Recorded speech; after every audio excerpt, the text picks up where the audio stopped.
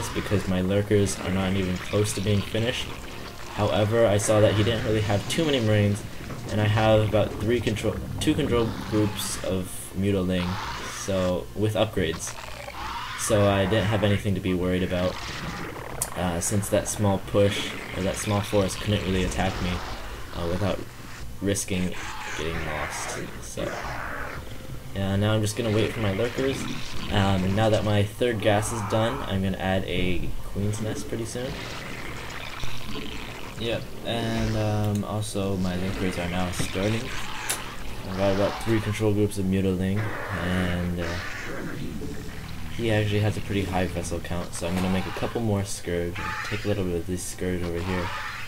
I place those there to prevent against drops, but now I can use them to take out his high vessel count that he got from having that mech build that enabled him to get a higher vessel count. He's coming in to snipe my Overlord, and he manages to get it just in time. My lurkers are now finished though, and I've got 2 at the ramp over there. So my expansion is pretty well defended, so now he's coming towards my main, and I have to get a decent flank on his Marine medic army. Otherwise I could take a lot more casualties than I need. He actually tries to deceive me, he kills that Overlord, and then I don't know where he's going. So I send a couple Scourge to go scout, since I'm too lazy to use my rings. So I know where he is. I almost actually got his science vessel. So now I'm going to engage. Make sure you don't burrow all your lurkers at once, so that way he'll have to keep running back and back and you can get some more free shots. You can see how my upgrades are coming into play here because he only has +1 weapons, and I have +1 carapace and +1 attack on my Muta Zerglin. So now I have I traded the army. I have a large army now, so he's not going to be able to do any damage with that force, nor is he going to be able to expand. My third base is coming into play now, and my hive is, I think it's started. I'm not sure yet. I don't know why he irradiated my Overlord, but this would be a good time to add a hatchery. Yep. Once you see your minerals start piling up, say about 400 or 500 minerals, you want to think about adding another hatchery. So right now I'm going to check his army size by using a Zerglin, and I'm going to decide to actually engage. But now since my lurkers are all burrowed and I saw a tank, I'm going to retreat for now. So he's got actually 4 science vessels, I think. So I've got to be careful because I can't let him get too many science vessels.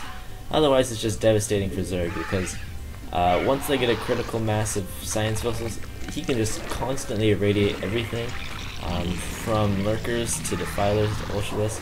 So you really can't allow the Terran to get such a high vessel count. So now since I have some pretty good map control, I'm thinking about getting my 4th base. However, he keeps moving out, and this is going to make me feel a little bit unsecure about getting another base right now. So right now I'm just pumping out units. Terrans usually don't expand like a Protoss does, where they expand as soon as their first push happens. So I'm gonna be content on 3 bases right now. I see he's going for my expansion. My expansion has 2 lurkers there though, so I'm pretty sure it's going to be pretty well defended. So now I'm starting to send in my mutiling force with my lurkers. I accidentally sent my lurkers way in the back, but it's not going to affect me too much. I will end up losing most of my army here, but I do a ton of damage to his base and force him to move back, so he cannot attack my he can't attack my base at 9 o'clock right now. So right now he can't even engage these lurkers because they're in a choke point position, and now I'm going to be able to take out his SCVs and do a lot of damage to his economy. So he's trying to slowly inch in with his tanks, and I'm going to be able to take out his command center because he forgets to lift it. And now this is just further delaying for my upgrades to start kicking in, my economy to start kicking in, and also for my Filer Ultralist starting to kick in. And you can see, I actually did not kill a lot of his army. He still has a very, very huge army. And I gave up most of my army in order to do this attack. Regardless, though, with this attack, I've been able to not only delay his troops from reaching my expansion, I've also been able to take out his natural, get my defiler and upgrades up and ready, and I've actually done a very huge morale booster to myself.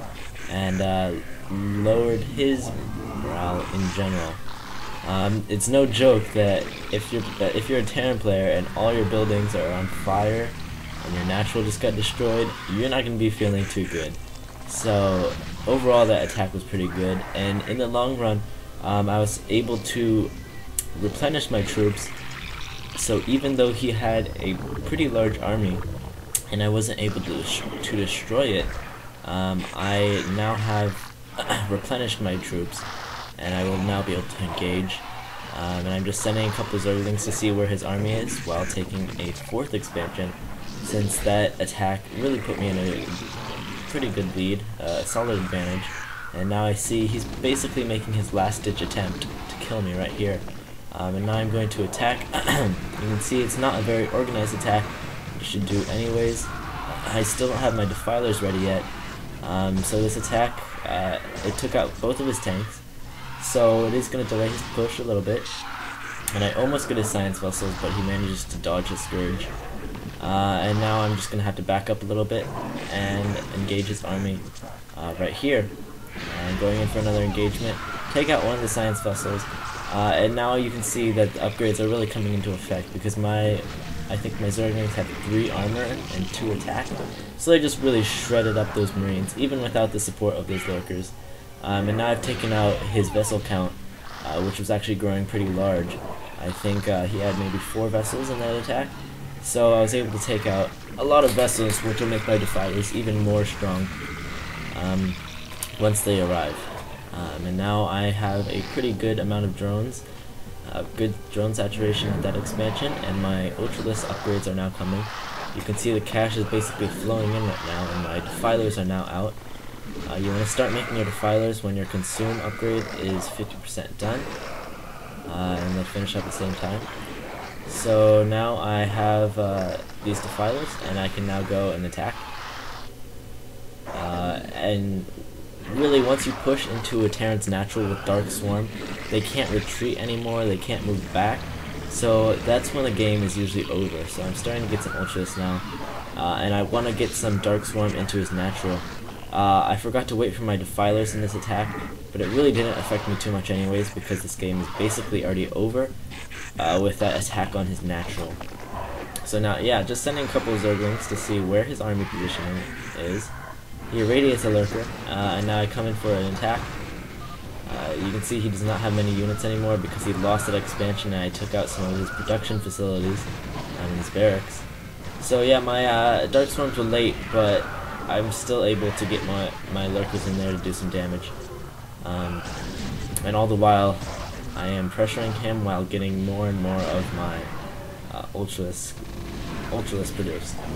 So yeah, he's got that expansion back up, but it's really not going to matter because at this point I've got 4 bases, Ultralists are coming, he has a very, very small army.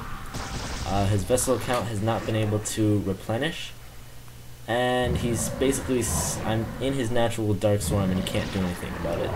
So now I'm just going to send reinforcements and it's going to be GG, as I continue to expand just as a safe, just to be safe. And I'll just keep bringing in units at this point. So yeah, this is, you can see there was a fantastic micro on my part. You just have to, the counterattack while he moved out. Just things like that can really delay a Terran. So you just want to make the right attacks and not engage when it's not too favorable for you. I did have some attacks where I could have attacked, but I decided not to because it was too risky. And now my Scourge take out his stuff, and